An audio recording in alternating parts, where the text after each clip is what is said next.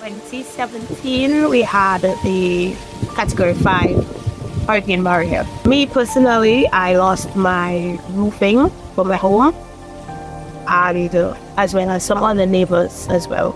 En ese tiempo nos afectó todo, las piedras llegó hasta acá, las aguas se inundó, todo fue un desastre total en el 2015. Y para nosotros ha sido que nos ha asustado, la gente no sabía por dónde correr, no sabía qué hacer los niños.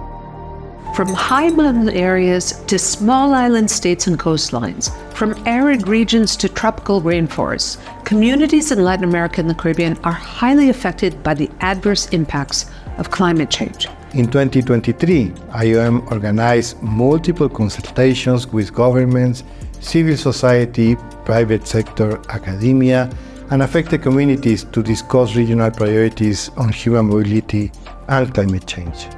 5 key messages emerged from these discussions. First, bringing governmental agencies together with civil society actors is crucial for the governance of climate mobility. Affected communities require multi-layered support to prevent displacement and receive adequate assistance when on the move. Their participation in the design of adequate solutions is fundamental.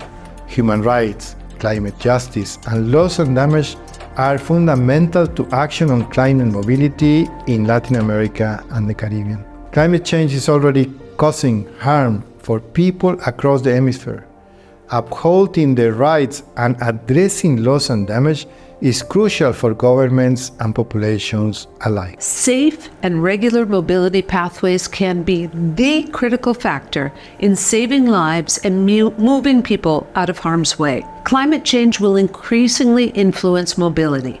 The availability of dignified pathways will make a key difference for people to move in safe ways.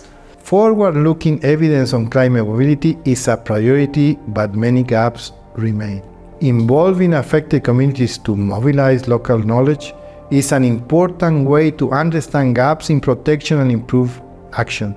Transparency and participation on climate mobility must include youth and the private sector. Youth participation should be a pillar of renewed engagement in climate mobility.